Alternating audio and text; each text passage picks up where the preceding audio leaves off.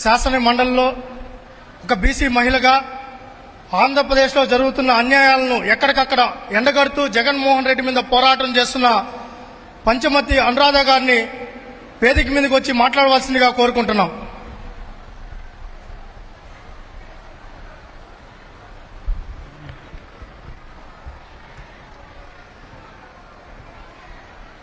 తొంభై ఒక్క నియోజకవర్గాలు, 8,300 కిలోమీటర్లు ప్రయాణం చేసి మీ అందరి కోసం, మీతో మాట్లాడటం కోసం, అదేవిధంగా అక్రమంగా చంద్రబాబు నాయుడు గారిని నిర్బంధించినప్పుడు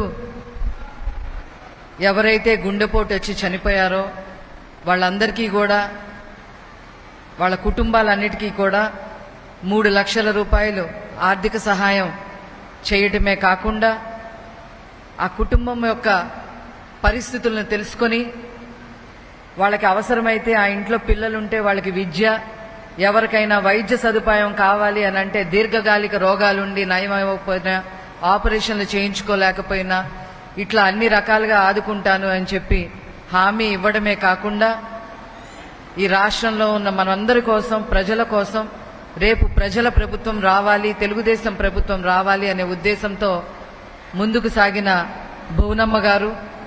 వారి గురించి చెప్పాలంటే ఒక రోజు సరిపోదు.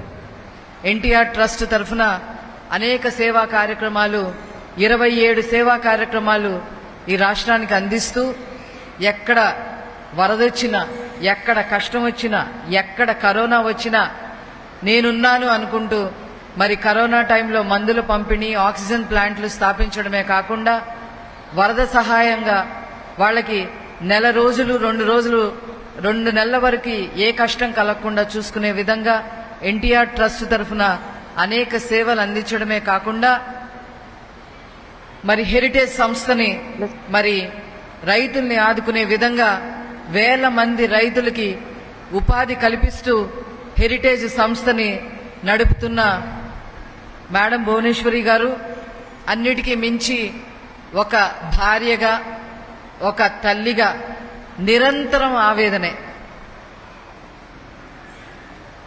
కరోనా టైంలో ఈ జగన్మోహన్ రెడ్డి ఏమి పట్టించుకోని టైంలో నేను బయటికి వెళ్తేనే ప్రజలకి న్యాయం జరుగుతుంది అని నారా చంద్రబాబు నాయుడు గారు అన్నప్పుడు 70 ఏళ్ల వయసులో ఇప్పుడు మీకేదన్నా జరిగితే ఏంటి అని చెప్పి వాదించినా సరే చంద్రబాబు నాయుడు గారు ప్రజల మనిషిగా బయటికి వచ్చేసినప్పుడు మౌనంగా దేవుడికి దండం పెట్టుకుని తన భర్త క్షేమంగా రావాలి అని మౌనంగా దండం పెట్టుకుని ఆవేదన చెందిన మహాసాధ్వి మన భువనమ్మ గారు.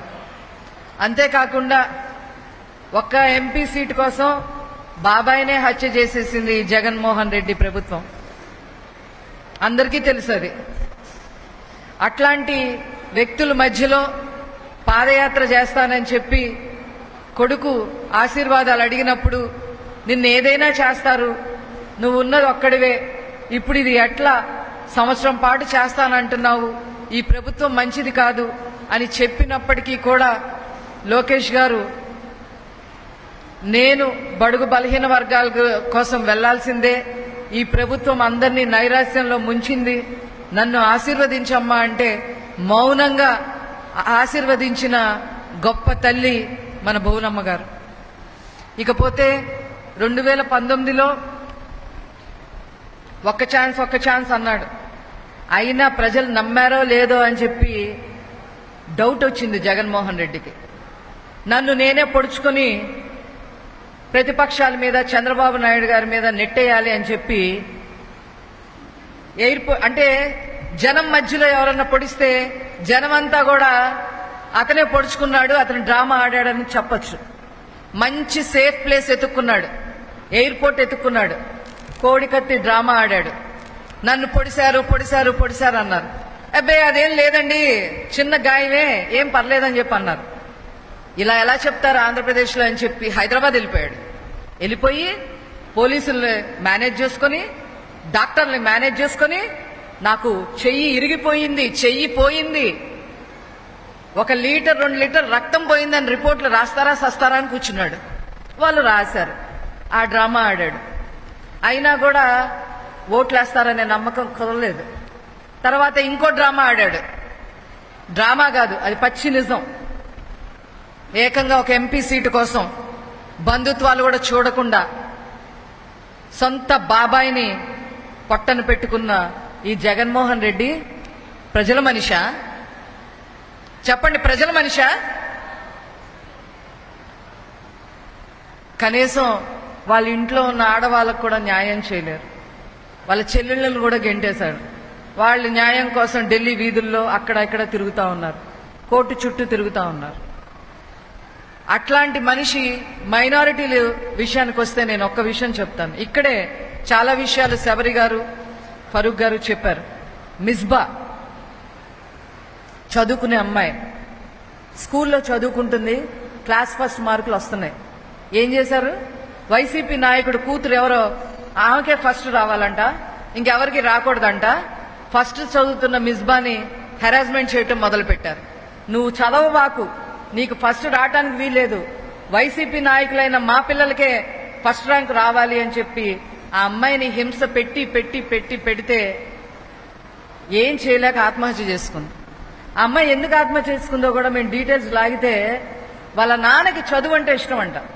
వాళ్ళ నాన్న కోరిక తీర్చడం కోసం ఆ అమ్మాయి చదువుకుంటుంటే, ఆ అమ్మాయిని అలా చేస్తే వాళ్ళ నాన్న కోరిక తీర్చలేకపోయానని ఆ అమ్మాయి ఆత్మహత్య చేసుకుంటే, చంద్రబాబు నాయుడు గారు, లోకేష్ గారు నిరంతరం ఆ అమ్మాయికి న్యాయం జరిగేలాగా పోరాడుతూనే ఉన్నా ఇంతవరకు ఈ ప్రభుత్వం పట్టించుకోలేదు.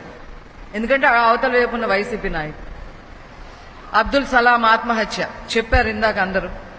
ఏం చేశాడు అతను? దొంగని ముద్రేశారు. నేను దొంగతనం చేయలేదు మొర్రో అని మొత్తుకున్నాడు.